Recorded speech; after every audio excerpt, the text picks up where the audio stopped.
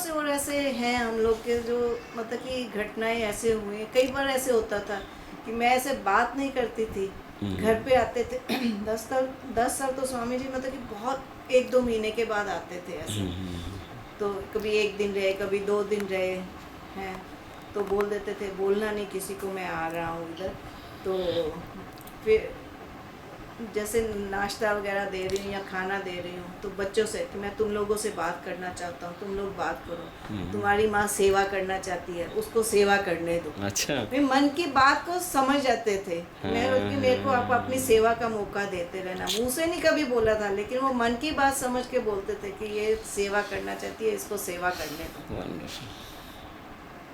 इतना मतलब कि वो करते थे। एकदम अंतर्यामी थे, दिल का हाँ, बात सब जान सब लेते थे। जानते थे। और मेरी बेटी तो उनको ग्रैंडफादर बोलती थी कि चिट्ठी भी लिखती थी तो लिखती थी यूर ग्रैंड डॉटर। तो वो चिट्ठी का जवाब देते थे तो नीचे लिखते थे your grandfather and Swami Chidanand. वो सब उसमें रखा हुआ है संभाल कर। तो एक बार वो बोलती है कि स्वामी जी मेरे पापा का बिजनेस इतना ज़्यादा नहीं है, मेरे अंकल हैं उनकी तरह बिजनेस कर दो, मेरे पापा को भी गाड़ी दो, सब कुछ दो। बोलते अच्छा तू प्रेयर कर तो होगा। एक बार स्वामी जी बॉम्बे में आए तो बोलती है कि स्वामी जी को मिलने के लिए गई अंदर। तो स्वामी जी बोलते हैं कि उसका नाम स्वामी जी ने भवानी रखा हुआ। तो बोलते हैं हाँ भवानी बोल क्या कहना है तूने। बोलती स्वामी जी आपने मेरे को बोला था प्रेयर करने को कि पापा को मैं दूंगा, मैंने प्रेयर किया तो भगवान ने उनको 2 टायर वाली गाड़ी दे दी। लेकिन मेरी भगवान इतनी जल्दी नहीं सुनते, आपकी जल्दी सुनेंगे। आप पापा के लिए प्रेयर करो कि उनको 4 पहिए की गाड़ी दे दे। बोलते हैं देख सन्यासी से मांगते नहीं है। बोलती मैं सन्यासी से नहीं मांग रही हूँ, मैं तो अपने ग्रैंडफादर से मांग रही हूँ। वंडरफुल, कितना आप मेरे प्रेम। ग्रैंडफादर हो तो प्रेम। आपको वो देना ही है मेरे पापा को। बोलते अच्छा ठीक है तू भी प्रेयर कर, मैं भी करता हूँ। और सच में 1 महीने के बाद पापा उसके को गाड़ी मिल गई। बच्चे तो इतने मतलब कि स्वामी जी के साथ थे ना अटैच्ड, कि स्वामी जी भी उनके साथ बहुत अटैच थे। तो उसको फॉरेन की चॉकलेट्स बड़ी अच्छी लगती थी। बोलती थी स्वामी जी जब भी आओगे मेरे लिए फॉरेन चॉकलेट्स लेके आना। एक बार उसका बर्थडे था तो बर्थडे पे स्वामी जी उस समय इंग्लैंड में थे। उधर से फ़ोन आया उसको कि तुम्हारा बर्थडे है तो तेको मम्मी पापा ने क्या दिया। बोलती मेरे को घड़ी दिया स्वामी जी। तो बोलते अच्छा मैं तेरे लिए क्या लेकर आऊँ बता। बोलती जो आप लेके आओगे स्वामी ठीक है। वो उसके लिए उधर से गोल्ड प्लेटेड पेन लेकर आए। अच्छा।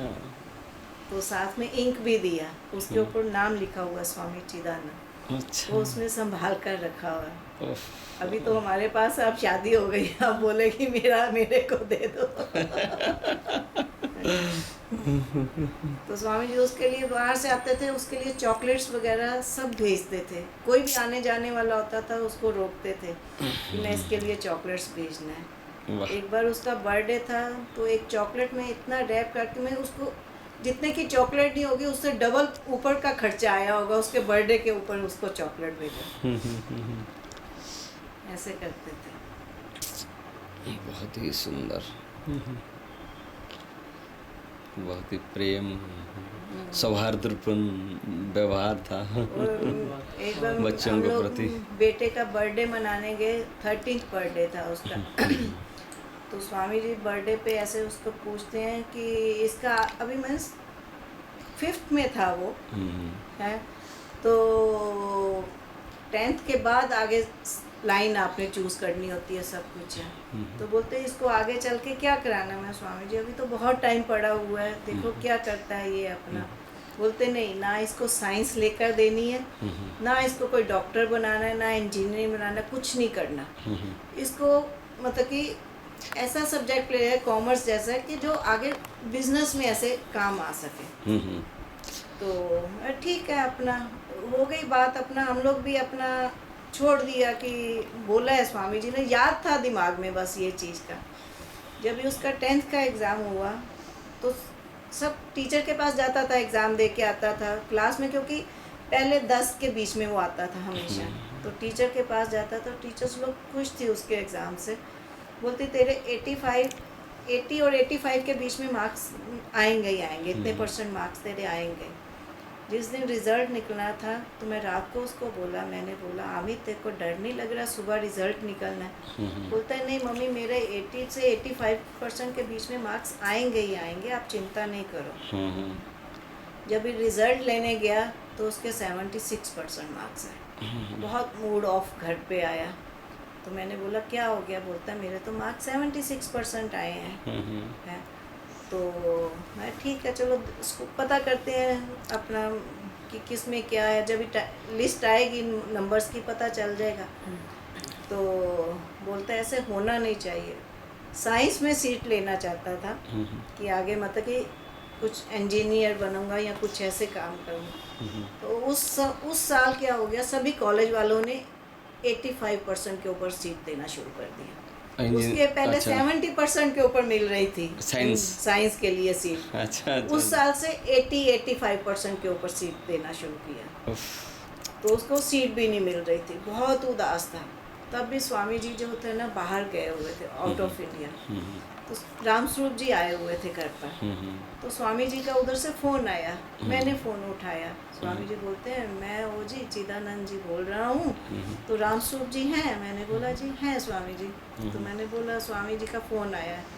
तो स्वामी जी का यही बात, सब ठीक है ना घर में है? तो रामस्वरूप जी बोलते हैं स्वामी जी सब ठीक है, अमित का रिजल्ट निकल आया लेकिन उसको सीट नहीं मिल रहा। आज कॉमर्स का ऐसे भर के आए हैं कि सीट तो हाथ में रखते हैं जो मिल रही है, तो फिर देखते हैं अगर साइंस में मिल जाएगी बाद में तो ये कैंसिल कर देंगे। तो वो बहुत उदास है, उसका मन नहीं लग रहा। तो बोलते हैं अच्छा उसको फ़ोन दो। एक्चुअली कोई रामस्वरूप जी से काम नहीं था, कुछ नहीं था, उनको उधर सब पता चल गया हुआ था कि इधर क्या चल रहा है। जानी तो जान अमित को फ़ोन पे बुलाया, उसको बोलते हैं अमित तूने उदास नहीं होना, गुरुदेव की कृपा से जो मिला है उसमें ही खुश रहना है, उसमें ही तू आगे बढ़ना।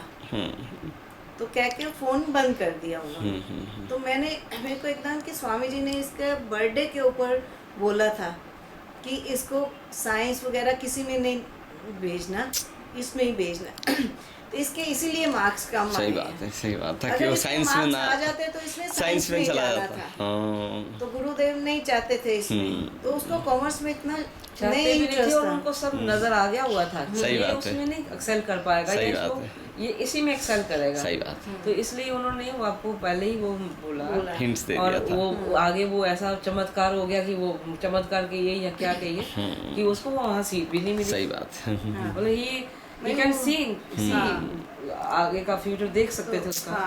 फिर उसको बीच में एक लेटर भी लिखा था और ये सब इसलिए हुआ, मैं तो ये कहूँगी जब वो पिताजी को और माताजी को संन्यास दिया, रामकृष्ण का हाथ पकड़ लिया कि अब मैं तुम्हारा फादर हूँ। देखिए और उन्होंने वो फादर का और ग्रैंड फादर का पूरा रोल कि मैं लेके जा रहा हूँ, तुम लोग इसको मत सोचो कि हम अनाथ हो गए, तुम्हारे पिताजी और माताजी जा रहे हैं, अग्रसर हो रहे हैं भगवान की तरफ, है ना, उनको भगवान की तरफ लगा दिया। और मैं हूँ, मैं एज ए आपका रिलीजियस गुरु भी हूँ, आपका माँ भी हूँ, आपकी बाप भी हूँ और बच्चों का ग्रैंडफादर भी हूँ। सो उसकी उन्होंने कमी नहीं महसूस होने दी, कमी नहीं कि वो जो उन्होंने कहा वो उन्होंने निभाया। मैं तो ये कहती हूँ उन्होंने बखूबी निभाया। हम अच्छे मतलब बच्चे बने हैं या नहीं बने, उनके बेटे अच्छे बने हैं या ग्रैंड चिल्ड्रन बने हैं, वो तो वो जानते हैं, उनको जानते हैं, तभी तो वो उनको हाथ पकड़े हुए थे। और नहीं तो वो कुछ ऐसा भी होता तो वो वहीं पे उनको टिक भी कर देते थे। ऐसी बात नहीं है कि नहीं ये गलत है।